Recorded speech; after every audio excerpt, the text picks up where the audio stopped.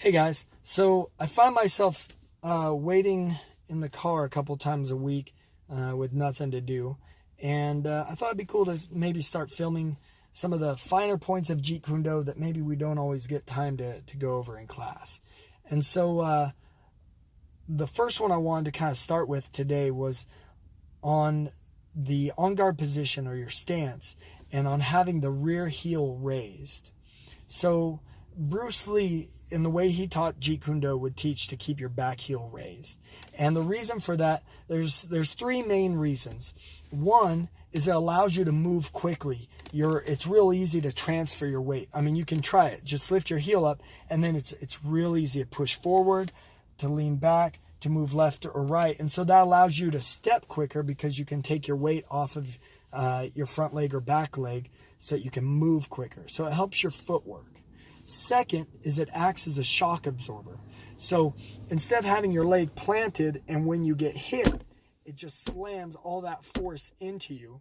Instead, you raise your heel so when you get hit, it pushes back. So it absorbs a lot of the shock of the strike.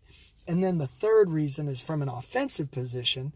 It allows you to transfer weight into your shots so you can get more power in your punches and your kicks. By having that heel raised.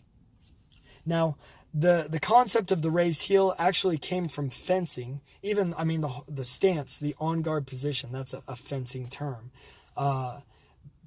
There was a famous fencer and fencing instructor named Aldo Nadi, and he was the first to start using that raised heel in his fencing, and it was actually considered bad form at the time, and so he'd get criticized for it. And it sounds like he was very similar to Bruce Lee, where he just he kind of went against a lot of the common rules at the time and just didn't care. So Bruce Lee liked Aldo Nadi and liked that part of how he developed his stance with the heel raised, and so he adapted it himself into his stance. And so that's kind of where it comes from. And Bruce Lee called in the Tao of Jeet Kune Do, he refers to having that heel raised as, well, he refers to that rear heel as being kind of the trigger. Your rear leg is kind of the trigger for the fighting machine, as he calls it. And so having the heel raised is almost like putting your finger in the trigger and just pulling it halfway so it's about to fire but not quite.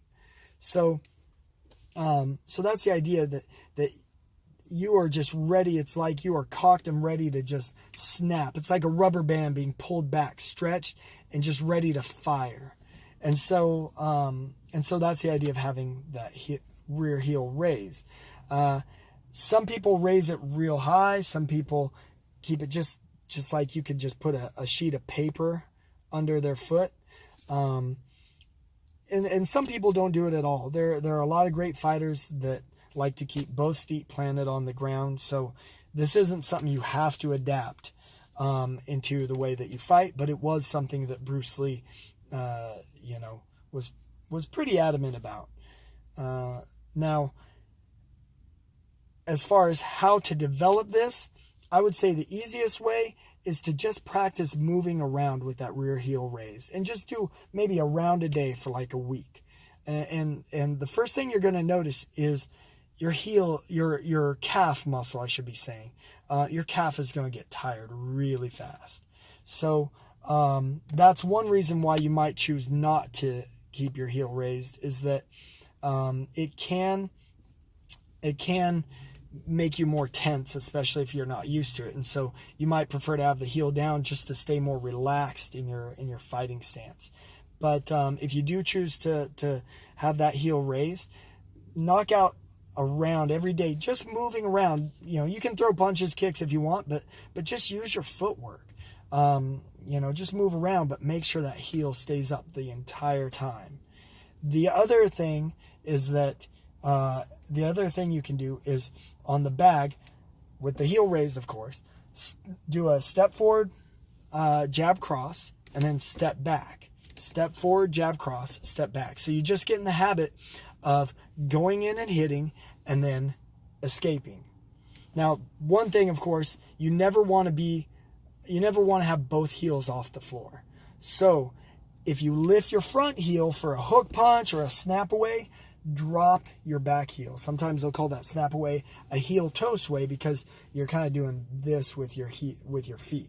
Okay, so never have both heels off the ground at the same time, but maybe experiment with having your back heel up and see how that feels.